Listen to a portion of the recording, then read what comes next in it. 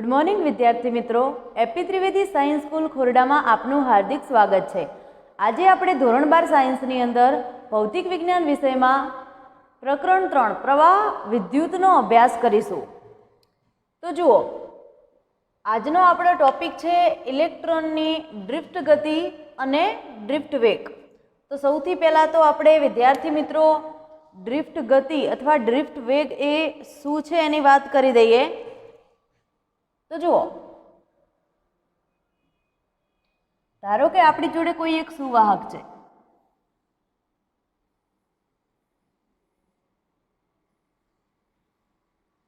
તમે જાણો છો કે સુવાહક એટલે કે આપણે સુવાહક તરીકે કોને લઈએ છીએ?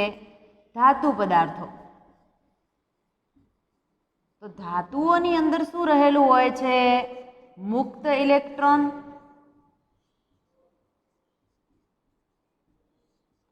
મુક્ત ઇલેક્ટ્રોન ધાતુ પદાર્થમાં રહેલા હોય છે। પ્રોટોન પોતાના મધ્યમાન સ્થાનોની આસપાસ દોલનો કરતા હોય છે, પરંતુ ઇલેક્ટ્રોન એ દરેક ધાતુ પદાર્થની અંદર અસ્તવ્યસ્ત ગતિ કરતા હોય છે, અને ઇલેક્ટ્રોનની આવી ગતિના કારણે જ વિદ્યાર્થી મિત્રો પ્રવાહ રચાય છે। તો આ જે અસ્તવ્યસ્ત ગતિ કરતા ઇલેક્ટ્રોન માટે આપણે વાત કરીએ તો કોઈ સુવાહકની અંદર કોઈ એક આડછેદમાંથી કોઈ સ્મોલ ટી જેટલા સમયગાળા માટે ચોક્કસ દિશામાં પસાર થતા સરેરાશ ઇલેક્ટ્રોન કેટલા? તો જુઓ, હું તમને સમજાવું કે ધારો કે કોઈ એક ઇલેક્ટ્રોન આ દિશામાં E1 ગતિ કરી રહ્યો છે, તો બીજો E2 આ દિશામાં ગતિ કરી રહ્યો છે, ત્રીજો કોઈ ઇલેક્ટ્રોન E3 આ દિશામાં ગતિ કરી રહ્યો છે, તો ચોથો કોઈ ઇલેક્ટ્રોન E4 આ દિશામાં ગતિ કરી રહ્યો છે। તો વિદ્યાર્થી મિત્રો, આપણે કોઈ વાહકના આડછેદમાંથી પસાર થતા સરેરાશ ઇલેક્ટ્રોનની સંખ્યા કેટલી? તો 0। તો વીજભાર કેટલો? 0। તો પ્રવાહ કેટલો? 0। તો કોઈ સુવાહકની અંદર કોઈ એક આડછેદમાંથી ચોક્કસ સમયગાળા માટે સરેરાશ પસાર થતા ઇલેક્ટ્રોનની સંખ્યા 0 છે, માટે કોઈ પ્રવાહ રચાતો નથી। આવી સ્થિતિમાં કોઈ પણ પ્રકારનો પ્રવાહ રચાતો નથી। બીજી વાત કરીએ વિદ્યાર્થી મિત્રો, તો જે ઇલેક્ટ્રોન છે એ સતત અંદર અથડામણો કરતા હોય છે। કોઈ સુવાહકની અંદર રહેલા ઇલેક્ટ્રોન કોઈ પ્રોટોન જોડે અથડાશે। ઇલેક્ટ્રોન ગતિ શાના કારણે કરે છે? આપણને પ્રશ્ન થાય કે કોઈ સુવાહકમાં મુક્ત ઇલેક્ટ્રોન હોય છે જે અસ્તવ્યસ્ત ગતિ કરે છે, તો શાના કારણે ગતિ કરે છે? તો વિદ્યાર્થી મિત્રો, આપણે યાદ રાખીશું કે સુવાહકની અંદર રહેલો તાપમાન અને બહારના માધ્યમના તાપમાનના તફાવતના કારણે સુવાહક એ કંઈક ગરમી મેળવે, ઉષ્મા કંઈક ગરમી મેળવે, એ ઉષ્મીય ઉર્જા ઇલેક્ટ્રોનને મળવાથી ઇલેક્ટ્રોન સતત ગતિ કરતો હોય છે। ઇલેક્ટ્રોન ગતિ કરી અને આગળ જશે, પ્રોટોનને અથડાય એટલે ઘટીને એનો વેગ પાછો થઈ જાય 0। ફરીથી એને ઉષ્મા ઉર્જા તો સતત મળતી રહે છે એટલે ગતિ કરવા લાગશે। ફરી કોઈ પ્રોટોનને અથડાશે તો એનો વેગ ઘટીને થઈ જશે Vi 0। ફરીથી એને ઉષ્મા ઉર્જા મળશે તો ફરી એ ગતિ કરવા લાગશે। ફરીથી જ્યારે પ્રોટોનને અથડાશે ત્યારે એનો વેગ ઘટીને થઈ જશે 0। તો આમ ઇલેક્ટ્રોન એ સુવાહકની અંદર સતત ગતિ કરતા હોય છે। જ્યારે પ્રોટોનને અથડાય છે ત્યારે એનો વેગ ઘટીને 0 થઈ જાય છે, ફરીથી એને મળતી ઉષ્મા ઉર્જાનું ગતિ ઉર્જામાં રૂપાંતરણ થાય એટલે ઇલેક્ટ્રોનને સતત ગતિ કરતો રાખે છે। અને આવા મુક્ત ઇલેક્ટ્રોન સુવાહકની અંદર અસ્તવ્યસ્ત ગતિ કરતા હોય છે। તો વિદ્યાર્થી મિત્રો, હવે આપણે વાત કરીએ કે પ્રવાહ ક્યારે રચાય? તો કોઈ સુવાહકની અંદર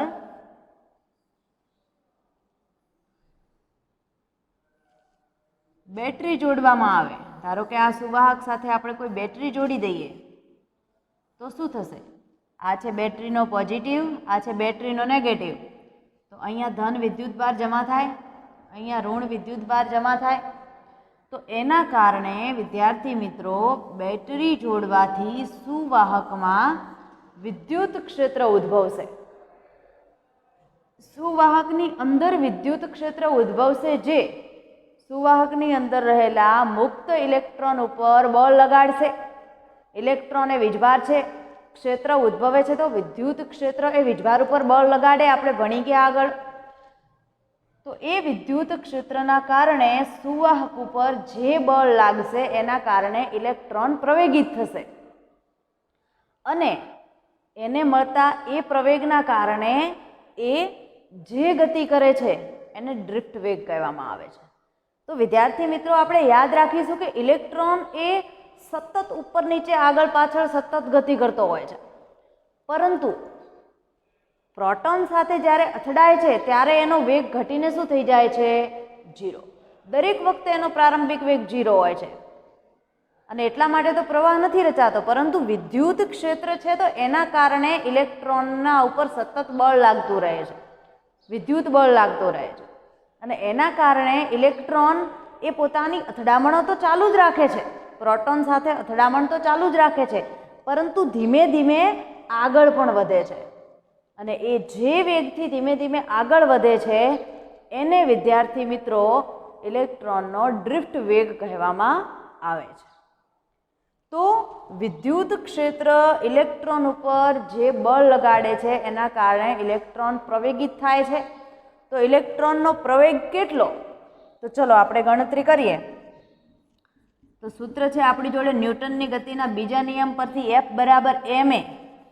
તો એ બરાબર F ભાગ્યા m. ચલો F એટલે કેટલા? તો F બરાબર QE, આવું આપણે ભણી ગયા.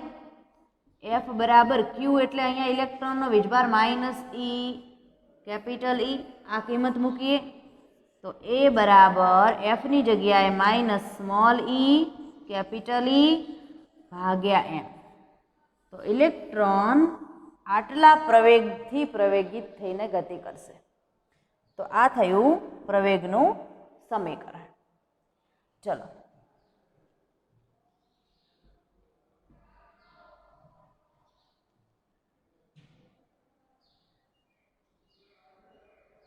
તો વિદ્યાર્થી મિત્રો અહીં આપણે દર્શાવ્યું છે પ્રવેગ એ બરાબર -e કેપિટલ E ભાગ્યા m, જ્યાં -e એ ઇલેક્ટ્રોનનો વીજભાર છે અને m એ ઇલેક્ટ્રોનનું દળ છે.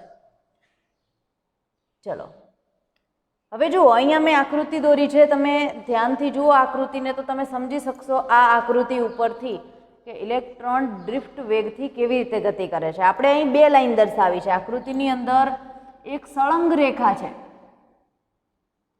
અને એક તૂટક રેખા છે. તો જે તૂટક રેખા જુઓ ધ્યાનથી,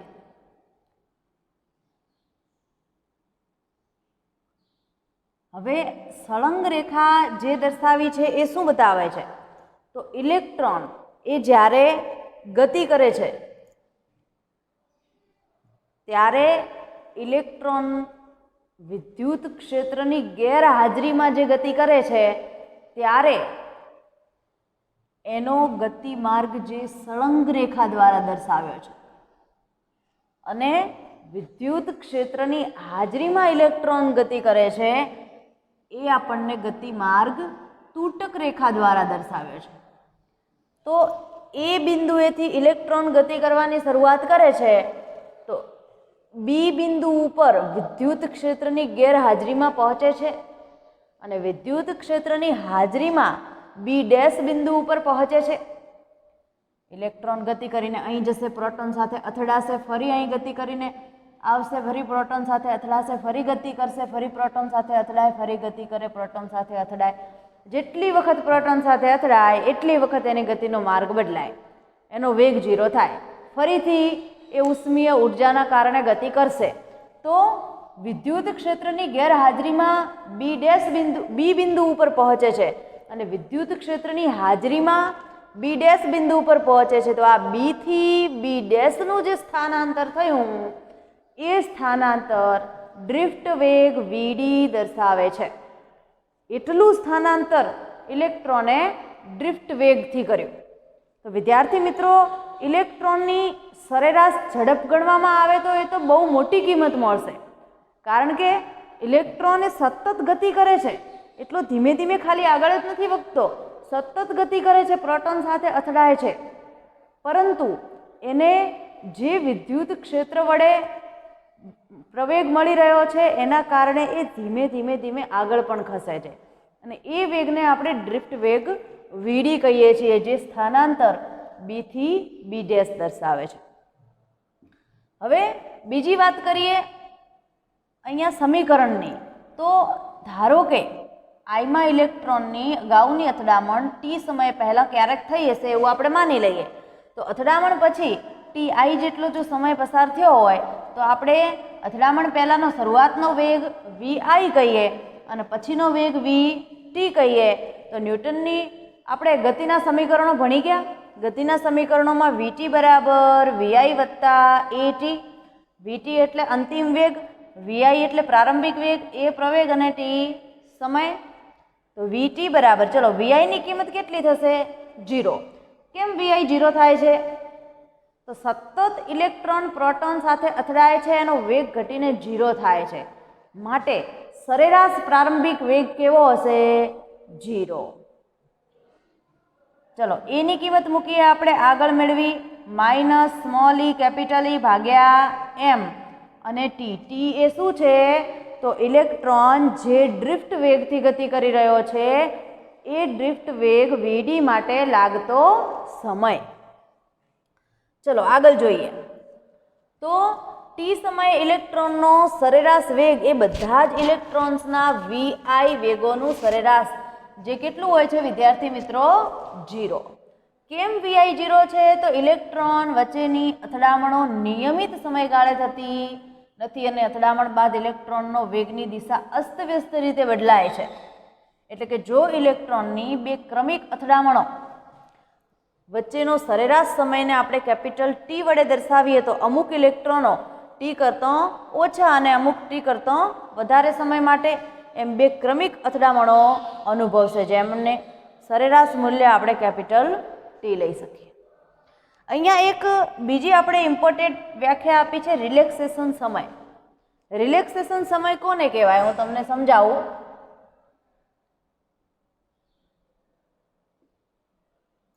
કે ઇલેક્ટ્રોન જ્યારે ગતિ કરી અને પ્રોટોન સાથે અથડાય છે, ફરી એનો વેગ ઘટીને 0 થાય, ફરી ગતિ કરે, ફરી કોઈ પ્રોટોન સાથે અથડાય છે, તો આ બે ક્રમિક અથડામણો વચ્ચેનો જે સમયગાળો છે એને રિલેક્સેશન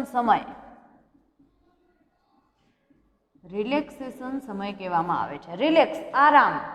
બે અથડામણો વચ્ચે ઇલેક્ટ્રોન ક્યાંય અથડામણ કરતો નથી, આરામની સ્થિતિમાં છે, તો આ ક્રમિક બે અથડામણો વચ્ચેના સમયને રિલેક્સેશન સમય કહેવામાં આવે છે.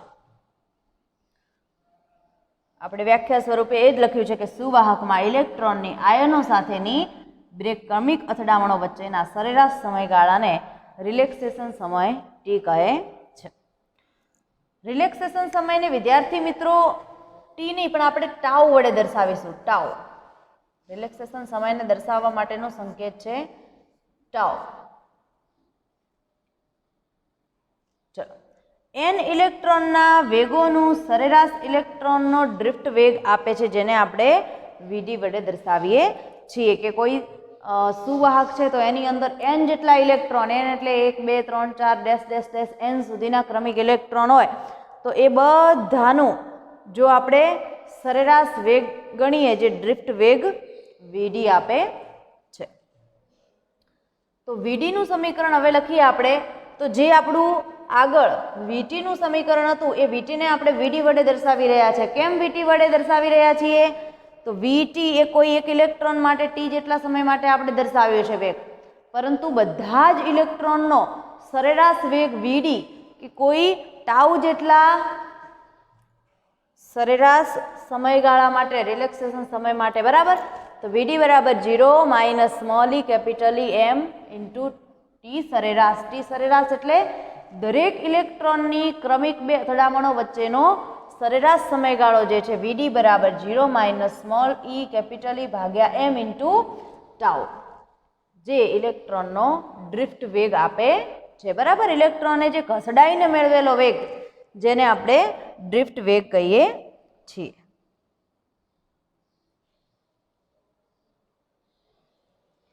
આગળની થિયરી જોઈએ, ડ્રિફ્ટ વેગ અને વિદ્યુત પ્રવાહ ઘનતા વચ્ચેનો સંબંધ. ડ્રિફ્ટ વેગ અને વિદ્યુત પ્રવાહ ઘનતા વચ્ચે શું સંબંધ છે એની વાત કરીએ તો આપણે અહીં પણ એક સુવાહક દર્શાવ્યો છે, જે સુવાહકના આડછેદનું ક્ષેત્રફળ એ છે અને એની લંબાઈ આપી છે ડેલ્ટા એક્સ, જેની કિંમત વીડી ડેલ્ટા ટી જેટલી દર્શાવી છે. વેગ બરાબર સ્થાનાંતર ભાગ્યા સમય. વેગ વીડી હોય, સમય ડેલ્ટા ટી હોય તો સ્થાનાંતર અંતર કેટલું થાય? ડેલ્ટા એક્સ બરાબર વીડી ડેલ્ટા ટી જેટલું, વેગ અને સમયના ગુણાકાર જેટલું. તો અહીં પણ આપણે કોઈ બેટરી જોડેલી છે, વિદ્યુત ક્ષેત્ર સુવાહકની અંદર ઉદ્ભવે છે. બરાબર, ઈ સદિશ જેની આપણે દિશા દર્શાવી છે અને ઇલેક્ટ્રોનની દિશા એની વિરુદ્ધમાં હોય છે હંમેશા. તો આકૃતિમાં સુવાહકના અંદરના ભાગમાં એક સમતલીય ક્ષેત્રફળ આપણે એ વિચારીએ, જે એ સદિશ વિદ્યુત ક્ષેત્ર ઈ સદિશને સમાંતર. બરાબર, ક્ષેત્રફળ સદિશ અને વિદ્યુત ક્ષેત્રનો સદિશ બંને સમાંતર છે. તો ડ્રિફ્ટના કારણે ડેલ્ટા ટી જેટલા સમયગાળામાં કોઈ નળાકાર એ વીડી ડેલ્ટા ટી જેટલી લંબાઈમાં રહેલા બધા જ ઇલેક્ટ્રોન્સ આ ક્ષેત્રફળમાંથી પસાર થાય છે એવું આપણે માની લઈએ. તો સુવાહકમાં એકમ દીઠ મુક્ત ઇલેક્ટ્રોનની સંખ્યા જો સ્મોલ એન હોય તો એ આડછેદમાંથી ડેલ્ટા ટી સમયમાં પસાર થતા ઇલેક્ટ્રોનની સંખ્યા કેટલી થાય? તો એકમ દીઠ જે પસાર થતા ઇલેક્ટ્રોનની સંખ્યા છે એને એક કદ વડે આડછેદના ગુણી દઈએ તો આડછેદનું કદ કેટલું થશે? તો એ વીડી ડેલ્ટા ટી, એ એટલે ક્ષેત્રફળ અને લંબાઈ એટલે વીડી ડેલ્ટા ટી.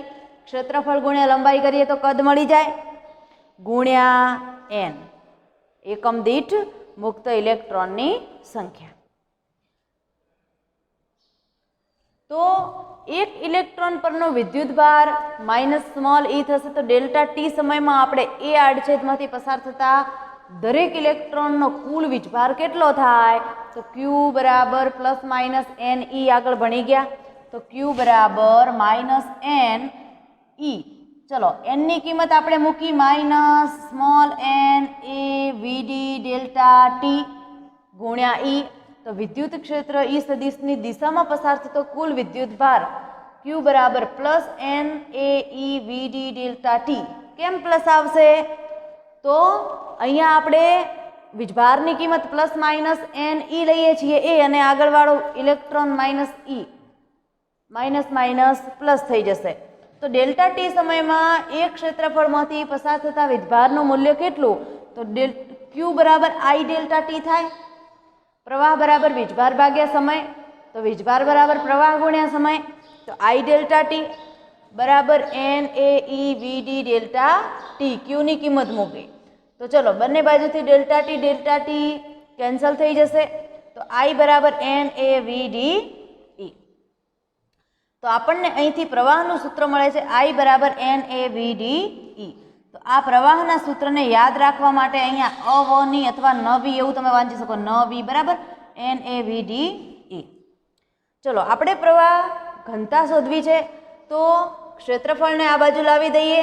તો આઈ ભાગ્યા એ પ્રવાહ ભાગ્યા ક્ષેત્રફળ, તો પ્રવાહ ઘનતા. તો એની જગ્યાએ આપણે આઈ ભાગ્યા એની જગ્યાએ જે મૂકીએ તો જે બરાબર એન વીડી ઈ. તો આ જે સમીકરણ છે એ પ્રવાહ ઘનતાનું સમીકરણ આપે છે. આગળ જોઈએ વિદ્યાર્થી મિત્રો, તો અહીં આપણે બીજા પણ કેટલાક સમીકરણો મેળવેલા છે. તો પ્રવાહ ઘનતાના સમીકરણ ને જેમ પ્રવાહના સમીકરણ ઉપરથી મેળવ્યું એમ અહીં આપણે પ્રવાહના સમીકરણની અંદર વીડીની કિંમત મૂકીએ.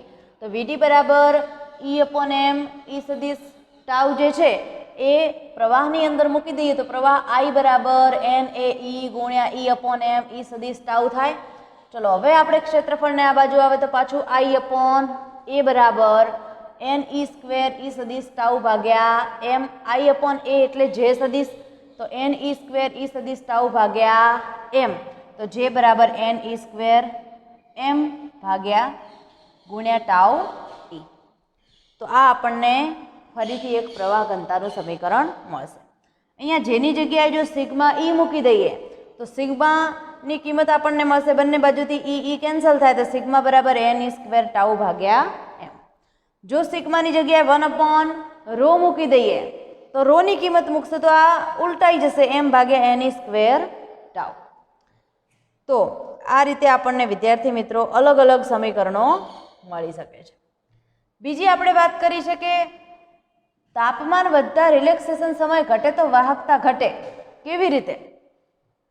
તો સિગ્મા બરાબર એન ઈ સ્ક્વેર ટાઉ ભાગ્યા એમ સમીકરણમાં એન ઈ સ્ક્વેર ભાગ્યા એમને કોન્સ્ટન્ટ લઈ લઈએ તો સિગ્મા ચાલે છે ટાઉ લખાય. તો તાપમાન વધશે તો શું થશે? બે ક્રમિક અથડામણો વચ્ચેનો સમયગાળો ઘટી જશે, એટલે રિલેક્સેશન સમય ઘટશે. તો તાપમાન વધે તો રિલેક્સેશન સમય ઘટે, અને રિલેક્સેશન સમય ઘટે તો વાહકતા પણ ઘટે, કારણ કે સિગ્મા ચાલે છે ટાઉ, સમપ્રમાણમાં છે બંને.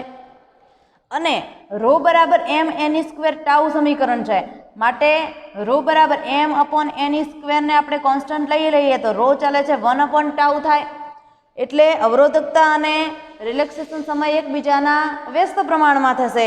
તો તાપમાન વધશે તો રિલેક્સેશન સમય ઘટે તો અવરોધકતા શું થાય? વધે. બરાબર. તો વિદ્યાર્થી મિત્રો આ આખી એક ડ્રિફ્ટ વેગ